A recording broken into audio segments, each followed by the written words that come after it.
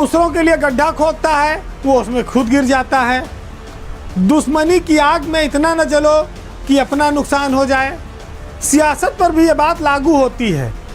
सपा और बसपा का जो विरोध है वो विरोध मायावती का समाजवादी पार्टी के लिए इस कदर ज़्यादा होता जा रहा है कि अब वो नुकसान उनके अपने तक आ पहुंचा है, अपने घर तक आ पहुंचा है। अखिलेश का विरोध करते करते मायावती अब अपना नुकसान करने लगी हैं, उनका अपना घर खाली होने लगा है। शायद इन्हें उसका एहसास अब होने लगा होगा। मायावती की पार्टी और संगठन आप ये कह सकते हैं कि अब ढलान की ओर है, क्योंकि उनके पास अधिकांश नगर निगमों में सपा के विरोध में जो उन्होंने प्रत्याशी खड़े किए हैं वो कई जगहों पर मुस्लिम उम्मीदवार हैं। 17 में से 11 जगहों पर मुस्लिम मेयर के उम्मीदवार मायावती ने उतारे हैं। और आप जानते हैं कि वो मुसलमान किसका वोट बैंक माना जाता है और इसका सीधा फ़ायदा किसे मिलेगा।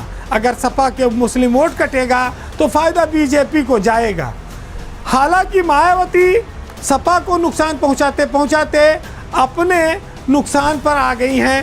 कानपुर नगर निगम में मायावती अपने पार्टी की ओर से सभी वार्डों जो 110 वार्ड हैं वहां पर प्रत्याशी नहीं खड़ी कर पाई, मात्र 70 में ही उनके प्रत्याशी खड़े हैं।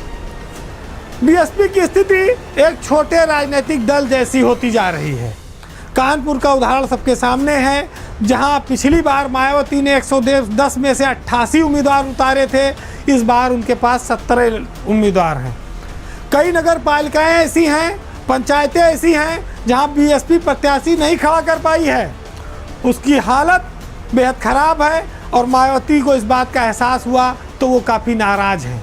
उन्होंने पार्टी के जोन इंचार्ज मुनकाद अली को पद से हटा दिया, मुरादाबाद के प्रभारी सतपाल को भी हटा दिया। लेकिन देखिए, जानकार ये मानते हैं कि सपा का वोट काटने के चक्कर में मायावती अपने वोट बैंक का भी नुकसान कर रही हैं, क्योंकि उनका वोट बैंक बीजेपी धीरे धीरे अपनी ओर खींच रही है, हथिया रही है। तो अब सवाल ऐसे में ये उठता है कि क्या मायावती का चुनाव लड़ना बीजेपी के लिए फ़ायदेमंद साबित हो रहा है। कहते हैं कि तुम हमें न चाहो तो कोई बात नहीं, तुम किसी गैर को चाहोगी तो मुश्किल होगी। समाजवादी पार्टी के लिए जिस तरह से मायावती के मन में एक घृणा का भाव है, मायावती के मन में एक दुश्मनी का भाव है, वो दुश्मनी अब उनकी पार्टी के लिए भी नुकसानदायक साबित हो रही है। मायावती कई बार खुलेआम इस बात को कहती रही हैं कि दलित समाज अगर बसपा को वोट न दे पावे तो सपा को वोट कतई न देगा, भले कहीं और दे दे। इसका असर, इसका फ़ायदा बीजेपी ने लोकसभा चुनाव में भी उठाया और मेयर के चुनाव में तो शहरी क्षेत्र में उसका हमेशा से वर्चस्व रहा, बोलबाला रहा। तो मायावती ने जिस तरह से कैंडिडेट खड़े किए हैं वो बीजेपी या सत्ता पक्ष से लड़ने के लिए नहीं, वो विपक्ष की एक आपस की लड़ाई को दर्शाता है। जितना वोट बटेगा उतना बीजेपी को फ़ायदा होगा।